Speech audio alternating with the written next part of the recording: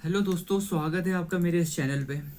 और बहुत ज़्यादा खुशी हो रही है कि कैसे हमने 20 दिन कवर कर लिए हैं। जब हमारा 21st डे है जिसमें हम एब्रीविएशंस पढ़ने वाले हैं, और इसके बाद सिर्फ एक और लास्ट टॉपिक आएगा चैप्टर 22 जिसमें हम स्कीम्स रिलेटेड टू बैंकिंग पढ़ेंगे और हमारे पूरा the complete static banking awareness complete हो जाएगा। और इसके बाद तकरीबन 500-600 बैंक के इतने इंपॉर्टेंट एमसीक्यूज में लेके आने वाला हूँ ना। मैं गारंटी देता हूँ अगर आपने वो पढ़ लिया और ज़रूर उसमें एग्ज़ाम में से कुछ ना कुछ ज़रूर पूछा जाएगा। इंटरव्यू में बैंकिंग से रिलेटेड उससे कुछ बाहर नहीं आएगा, इस चीज़ की भी मैं आपको गारंटी दे सकता हूँ। बट अपडेटेड रहना पड़ता है, ठीक है। तो बात करते हैं चैप्टर नंबर 21 एब्रीविएशंस के बारे में। तो क्या है ये चीज़?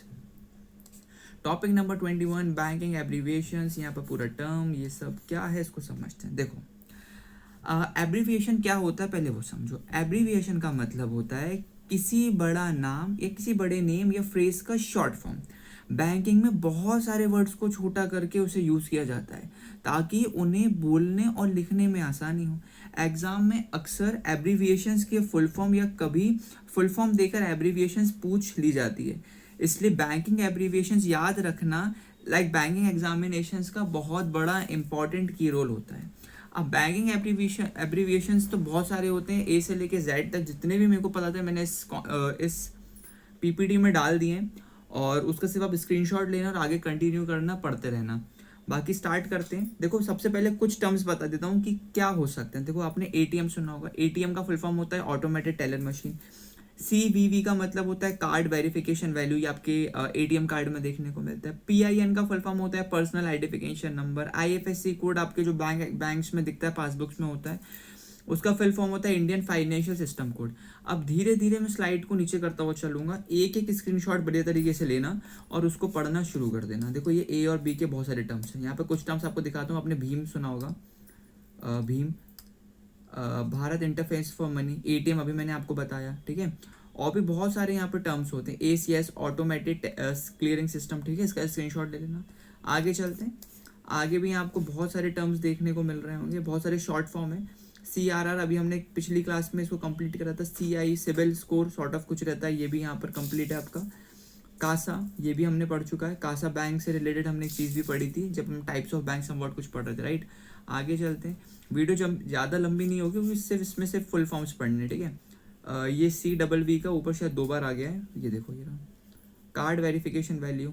उसके बाद से यहाँ पर बहुत सारे टर्म्स हैं, आपने जो पढ़े भी नहीं होंगे ना वो सारे भी यहाँ पर आपको देखने को मिलेंगे, लेकिन ये बैंक एग्जाम से ज़रूर कहीं ना कहीं इंटरव्यू सेक्शन में पूछे जा सकते हैं। आगे चलते हैं।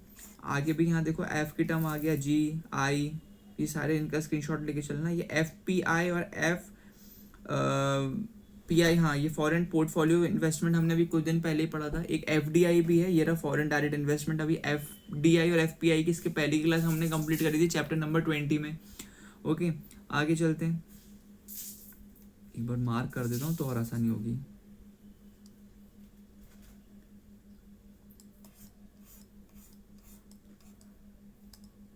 यहाँ पर देखो, सबसे ऊपर लिखा है IFSC कोड है, इंडियन फाइनेंशियल सिस्टम कोड।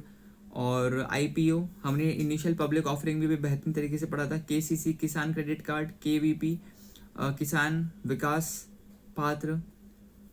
और भी जितने भी ना, देखो, नाबार्ड का भी फुल फॉर्म दिया है, मुद्रा भी हमने कुछ दिनों पहले पढ़ा था। तो सारे ये फुल फॉर्म्स ही हैं दोस्तों, सबका स्क्रीनशॉट लेके रख लेना। स्क्रीनशॉट, ये आपका RIDF rural infrastructure development fund. UPI unified payment interface अभी पूरी क्लास में पढ़ते हैं। UTI पढ़ा था हमने, unit trust of bank, unit trust of India, sorry. Okay, last में आपके WY तक था, मतलब Z तक तो नहीं मिला बट Y तक पूरा, ऐसे लेके Y तक का पूरा बना के दे दिया, ठीक है। तो ठीक है, ये थी हमारी एक लास्ट सेकंड क्लास। अब इसके बाद से बैंकिंग सीरीज की एक लास्ट क्लास आने वाली जिसका नाम होगा स्कीम रिलेटेड टू बैंकिंग। और उसके बाद पूरा चैप्टर हमारा बैंकिंग स्टैटिक अवेयरनेस से कंप्लीट हो जाएगा।